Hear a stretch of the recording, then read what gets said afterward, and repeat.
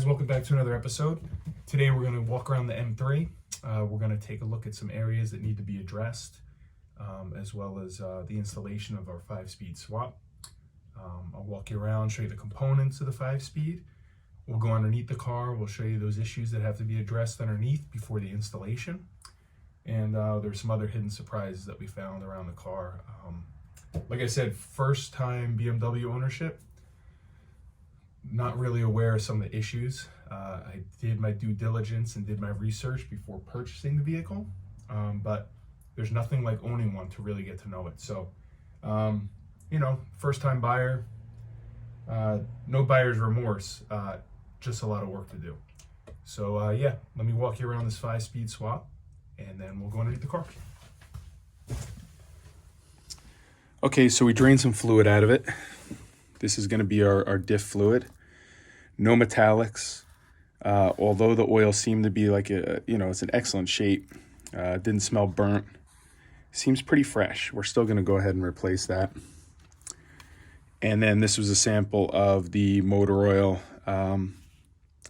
No signs of water inside, no metallics as well. So both look to be in good shape. Now, as far as the 5-speed swap goes, we got the flywheel, pressure plate, and clutch. This was out of a Z3 with a ZF transmission. 40,000 miles on all these components, so they're still fairly new.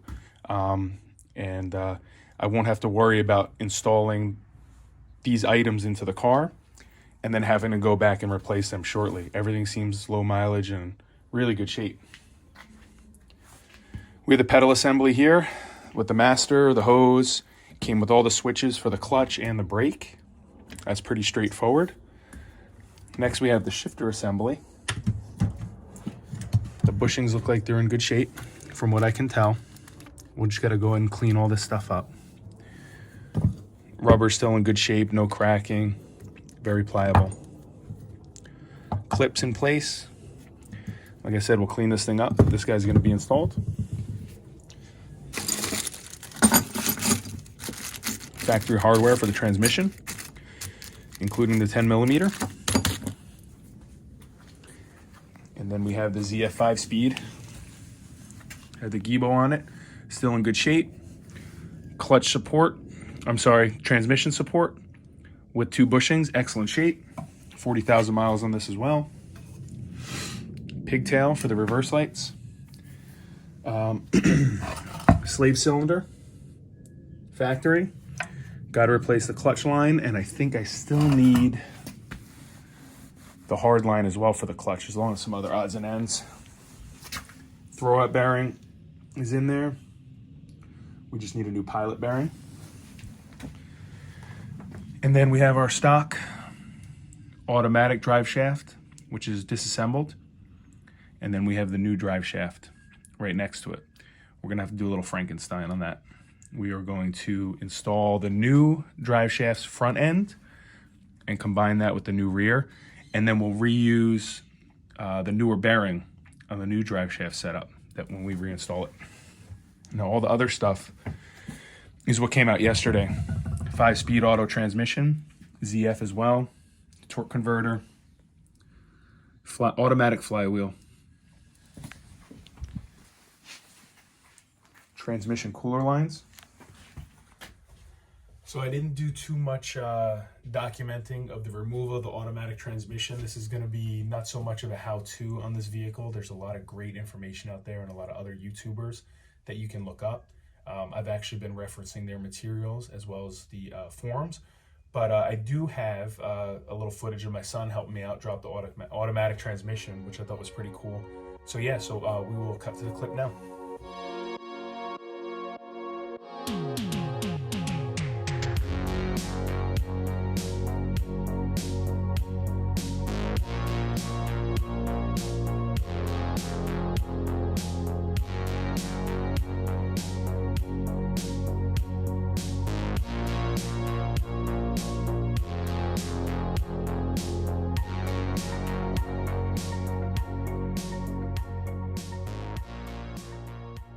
All right, guys, so we're underneath the vehicle. Just want to show you some potential issues that need to be addressed. First thing, you can kind of see that dent there in the spare tire well. And we have some undercoating that needs to be replaced, and this needs to be banged out. So we can address that.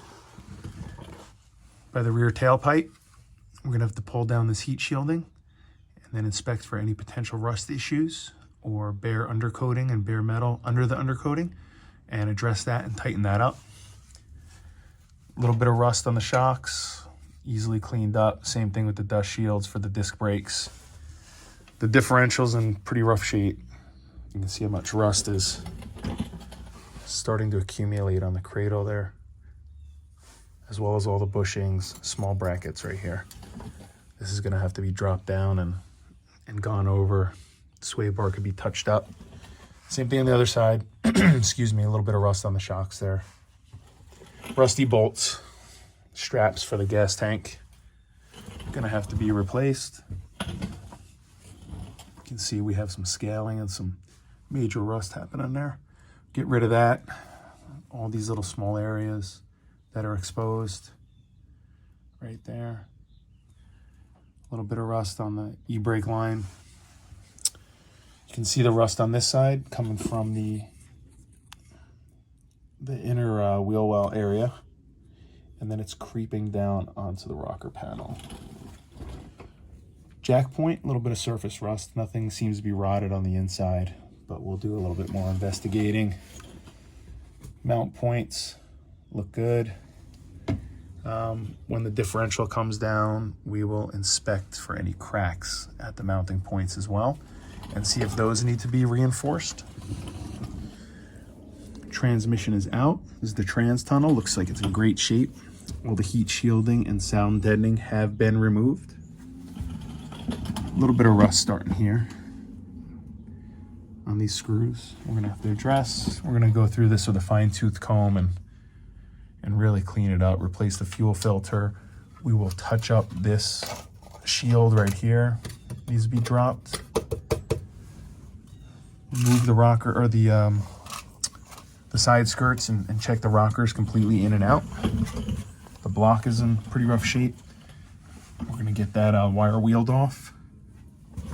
Same thing on the side here. You can see where the coolant nut is located above the oxygen sensor. It's just very rusty. I mean, you can scrape this stuff off with your finger. I mean, look at all that coming down. It's pretty bad. So we'll get this cleaned up, get the headers off, get the headers coated. That's going to be another challenge because you can see that the hardware for the headers is completely rotted and it's in really rough shape. So that's going to be quite a challenge. A little bit of rust starting here on the seam, going up into the inner wheel well on the front passenger side. Same thing here with these exposed bits. I have a little rust starting. We'll address that. Front looks good. Front sway bar needs to be touched up. Steering rack looks clean. We may have to potentially replace the rear main seal, but we'll look into that a little bit deeper. I did see transmission fluid leaking, and I only saw a little bit of oil leaking, but that could have come from the oil pan nut, although it is caked in black on the back here, which leads me to believe that the rear main seal is potentially faulty and needs replacement. All the oxygen sensors are good. But yeah, so this is kind of the gist of the undercarriage of the vehicle. Now that everything's stripped off, it doesn't look as terrible as it did when I first came under here. We have the exhaust that needs to be addressed right here. You can see there's some shoddy welds. There is an exhaust leak. We'll clean those up and re-weld them. Same thing by the O2 sensors, looks a little shoddy. And also the couplers that hook up the rear part of the exhaust to the front portion are also completely rotted. The heat shields, which separates the drive shaft from the exhaust, that's gonna get cleaned up. There's some larger holes in there that are kind of causing it to sag, so we're gonna make some washers for it and make sure we get it up there nice and tight to the undercarriage. That way we don't have any clearance issues. It won't be sagging and hitting the exhaust or rattling when the car's idling. And I'll give you guys one more shot here of the rear diff. You can kind of see how rough it looks. I mean, it almost resembles the side of the engine. So we're gonna have to drop this unit, get all the scale and rust off of it and retouch it up. You can see in the wheel well, we have a bit of rust there. It's creeping all the way along that seam. And there's actually a hole right there. Now that hole goes through to the trunk and also through the inner fender well on the passenger side. So I'm gonna have to cut a large portion of this arch out, and potentially even on this sheet metal that acts as a rear firewall between the trunk and the car, a portion of this may also have to come out as well. Let me see if we can get a better view from inside.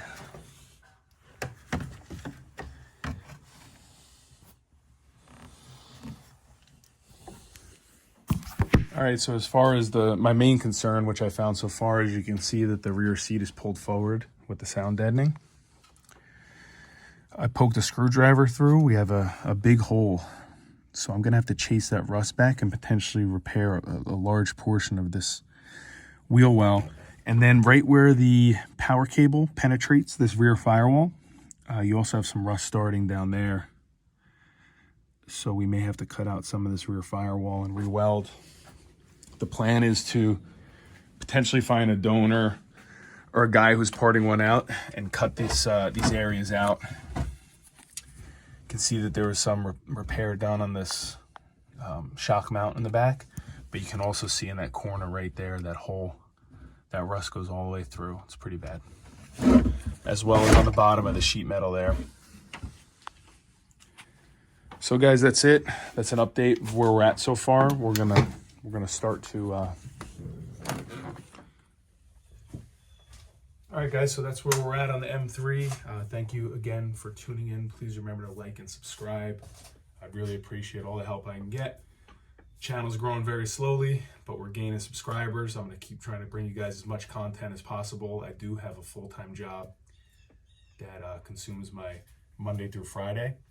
So all this work is on the weekends or when we have a couple days off. But yeah, anyway guys, this is where we're at with the M3. I will update you as soon as we get moving and grooving here. And also we'll be bringing more content on the Mazda Speed Protege and the Honda. All right, thanks for tuning in guys. I appreciate it. We'll see you soon. Bye.